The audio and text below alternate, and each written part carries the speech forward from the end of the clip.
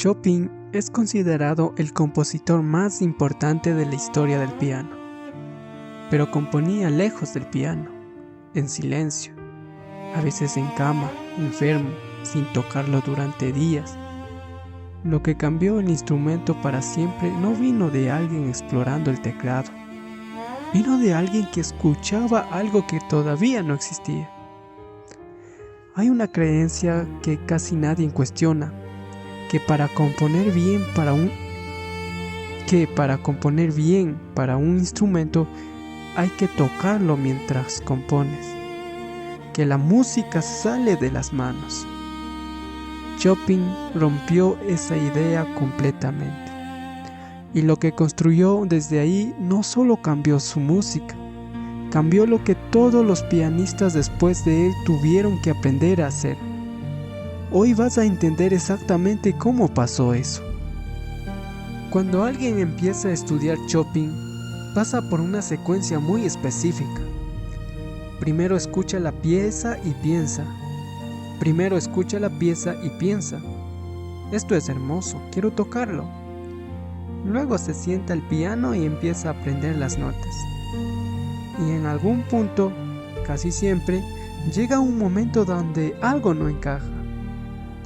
No es que las notas sean difíciles de leer, es que no responden como deberían.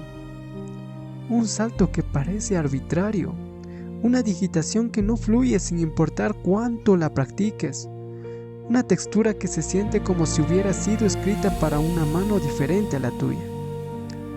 Y lo primero que piensas es, me falta técnica. Pero hay algo que nadie te dijo.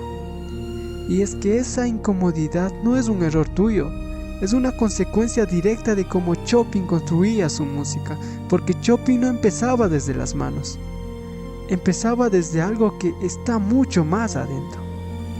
Y eso es lo que vamos a ver ahora.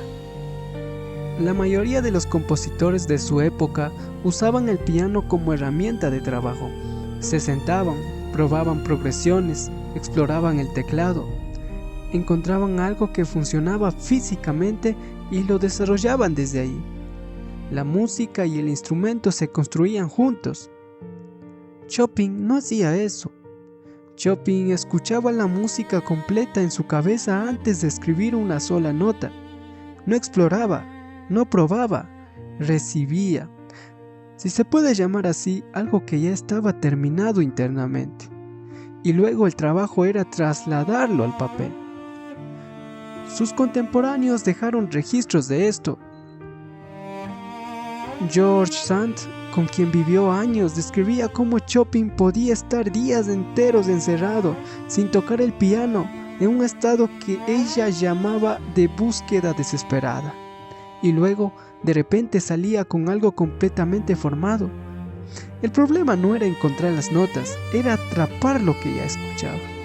Y aquí viene la parte que cambia todo. Cuando finalmente se sentaba a escribir lo que había escuchado internamente, no le importaba si era cómodo para las manos, le importaba que sonara exactamente como lo había oído en su cabeza. Eso tiene una consecuencia directa en la que tocas, y la vamos a ver en la siguiente parte. Cuando un compositor piensa primero en las manos, su música tiende a seguir ciertos patrones. Las posiciones naturales de los dedos, los movimientos que fluyen, la comodidad como punto de partida. Chopin llegó al piano con algo diferente, un sonido que ya existía en su mente y la necesidad de reproducirlo sin importar lo que le costara al intérprete. El resultado es una serie de decisiones que, vistas desde afuera, parecen irracionales. Digitaciones que evitan los dedos fuertes y exigen a los dedos débiles hacer el trabajo principal, porque ese era el color que necesitaba. Saltos que no tienen posición de descanso, porque el sonido que buscaba no admitía una ruta más cómoda. Textura en la mano izquierda que imitan el movimiento de un arpa o una orquesta, no porque sea natural para la mano, sino porque era lo que escuchaba debajo de la melodía. Los études, que probablemente conozcas no son ejércitos técnicos en el sentido tradicional, son estudios de problemas sonoros específicos. Cada uno existe porque Chopin necesitaba resolver algo que escuchaba y que el piano todavía no sabía hacer. No los escribió para enseñarte a mover los dedos, los escribió para expandir lo que el instrumento podía decir. Y eso lleva a algo que cambia completamente cómo deberías estar estudiando. Si Chopin pensaba en sonido antes que en movimiento, estudiar sus piezas solo desde la técnica de estudiarla al revés. Es como intentar entender una conversación aprendiendo los movimientos de la boca sin escuchar las palabras. Lo que cambias cuando entiendes su proceso. Primero, escuchas antes de tocar. No como referencia de velocidad, sino para entender qué sonido está buscando en cada sección. Porque ese sonido es la razón de cada decisión técnica que no entiendes. Segundo, dejas de buscar comodidad como señal de que vas bien. En Chopin, la incomodidad a veces es correcta. No toda incomodidad, pero sí la que viene de exigirle a tu mano algo que no es en su posición natural. Porque Chopin tampoco le pidió permiso a la posición natural. Tercero, estudias las digitaciones como decisiones sonoras, no como convenciones.